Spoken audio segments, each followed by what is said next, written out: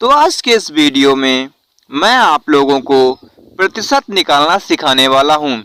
जी हाँ दोस्तों, यदि आप लोग प्रतिशत निकाल नहीं पाते हैं और प्रतिशत के सवालों को सॉल्व करना सीखना चाहते हैं तो इस वीडियो को शुरू से लेकर के अंत तक जरूर देखिएगा, क्योंकि मैं आप लोगों को इस वीडियो में ये 3 क्वेश्चन कराने वाला हूं, जिसमें से ये लास्ट वाला की है 23 रुपए का 60% कितना होगा। ये सवाल आप लोगों के लिए बहुत ही महत्वपूर्ण होने वाला है।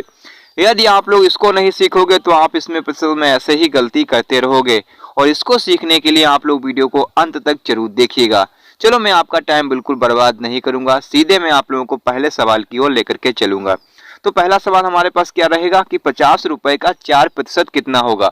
तो मैं आपको चलो करके दिखाता हूँ। यहाँ पर देख सकते हैं पहला सवाल मैंने लिख करके रखा है, क्योंकि वहां पर सॉल्व करने के लिए कोई जगह नहीं है। ठीक है, तो मैं सबसे पहले पहला सवाल आपको सॉल्व करवाऊंगा, फिर दूसरा, फिर हम लोग तीसरे सवाल की ओर बढ़ेंगे जो लास्ट में आप लोगों को मैं बताया था। ठीक है, तो देखिएगा, जब भी आप लोगों को पहला सवाल देखिए क्या है हमारे पास सवाल। जब भी आप लोगों को सवाल दिया जाए तो सबसे पहले हम लोग सवाल को पढ़ेंगे अच्छे से। क्यों पढ़ेंगे? क्योंकि हमें ये अगर सवाल में नहीं पता होगा कि हमसे पूछ क्या रहा है तो हम उसको अच्छे से सॉल्व नहीं कर पाएंगे। तो आप देखिएगा कि हमारे पास सवाल दिया है कि 50 रुपए का 4% कितना होगा। मतलब कि हमसे पूछ रहा है कि 50 रुपए हमारे पास हैं, उसमें से मतलब 4% कितना होगा उसका।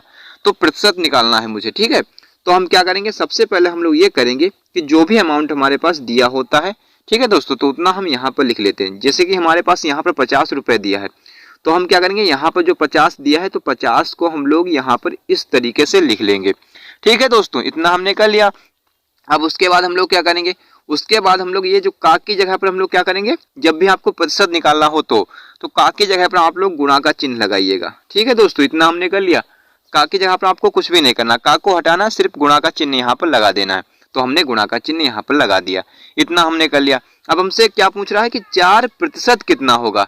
जब भी आपको इस तरीके का सवाल मिले तो आपको यहाँ पर जो अंक दिया हो, जैसे यहाँ पर 4 दिया है तो हम 4 को तो ऊपर यहाँ पर इस तरीके से लिख लेंगे। ठीक है दोस्तों, इतना हमने कर लिया। अब जो प्रतिशत क्या है, प्रतिशत पूछ रहा है, तो प्रतिशत को जब हम लोग हटाएंगे यहाँ से तो इसको हम बटे में, इसके ही 4 के बटे में हम लोग बटे में 100 लिख देंगे। ठीक है, प्रतिशत को हटाने के बाद इतना हमने कर लिया। अब हम लोग क्या करेंगे, अब इसको हम लोग सॉल्व कर लेंगे। चलो करते हैं सॉल्व। कैसे करेंगे तो देखिएगा, सबसे पहले हम ऊपर गुणा कराना चाहे तो गुणा करा लेते हैं, नहीं तो हम ऐसे ही काटना चाहे तो ऐसे भी कर सकता है, लेकिन हम गुणा करा लेते हैं सबसे पहले। तो देखिए, एक जीरो से एक जीरो हमने कैंसिल कर दिया। ठीक है, एक जीरो से एक जीरो कट जाएगा, इतना हमने कर लिया। अब क्या करेंगे, अब इसकी हम लोग गुणा कराएंगे। ऊपर कौन कौन सी संख्या बची है, 5 और 4 की, तो 5 चक्कू कितना हो जाएगा, 20। अब 20 हो जाएगा, बटे में कितना बचेगा हमारे पास, 10। तो 10 को हमने यहाँ पर लिख लिया।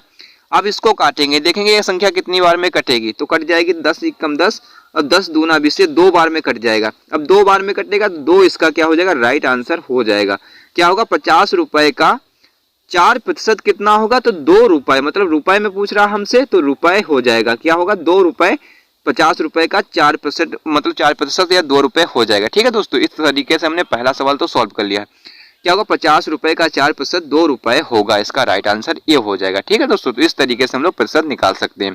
ये तो था थोड़ा इजी सवाल। अब हम लोग थोड़ा बढ़ते हैं अपने थोड़े हार्ड सवाल की ओर, फिर हम लोग बढ़ेंगे तीसरे और सबसे इंपॉर्टेंट सवाल की ओर, क्योंकि ये हमें करना ही करना है, वरना आप इसमें कोई चीज समझ नहीं पाएंगे। ठीक है दोस्तों, देखिएगा क्या है हमारे पास दूसरा सवाल। अब कि हमारे पास दिया है कि 37 रुपए का 10% कितना होगा। अब आपसे यहाँ पर 10% पूछ रहा है 37 रुपए दे करके, तो हमें क्या करना है, वही तरीका हमने अपनाना है। जो भी संख्या हमारे पास यहाँ पर दी हुई है तो सबसे पहले हम उसको यहाँ पर लिखेंगे। 37 दिया है, 37 को हम लोग यहाँ पर लिख देंगे। ठीक है दोस्तों, हमने यहाँ पर लिख दिया। अब का है हमारे पास, का को हटाना है, क्या करना है हमें, का की जगह पर गुणा का चिन्ह लगाना है, और हमने गुणा का चिन्ह यहाँ पर लगा दिया। ठीक है दोस्तों, इतना हमने कर लिया। अब क्या है, 10% पूछ रहा है, तो यहाँ पर 10 दिया है अंक, तो 10 को हम ऊपर लिखेंगे, और प्रतिशत को जब भी हम लोग हटाते हैं तो बटे में हम लोग प्रतिशत की जगह पर 100 लिख देते हैं। ठीक है दोस्तों, इतना हमने कर लिया। अब इतना करने के बाद में अब इसको हम लोग सॉल्व करेंगे। चलो करते हैं। तो ऊपर एक जीरो, तो एक जीरो से एक जीरो हमने पहले ही कैंसिल कर लिया। ठीक है दोस्तों, इतना हमने कर लिया। अब गुणा कराते हैं, तो 37 एकम 37 हमने 37 यहाँ पर लिख लिया। बटे में कितना बचा है, 10, तो 10 हम लोग यहाँ पर लिख देंगे। अब इसको हम लोग कर लेंगे सॉल्व। तो सॉल्व हम लोग कैसे करेंगे, चलो देखते हैं। अब इसको जब भी हमारे पास बटे में एक जीरो होता है तो हम एक जीरो को हटा करके यहाँ से, और इस संख्या के बाद मतलब इधर से एक संख्या के बाद जीरो हम यहाँ पॉइंट यहाँ पर लगा देंगे। जब भी आपको इस तरीके के सवाल मिले, बटे में आपके पास जीरो वाली संख्या हो, जैसे 10 हो, 100 हो, तो आप यहाँ से जितने जीरो काटेंगे उतनी ही संख्या के बाद इधर से पॉइंट लगा देंगे। तो यहाँ पर क्या आ जाए 3.7, तो क्या होगा 3.7 रुपए, क्योंकि हमसे रुपए में पूछ रहा है तो 3.7 रुपए, इसका क्या होगा 10% हो जाएगा, किसका 37 रुपए का।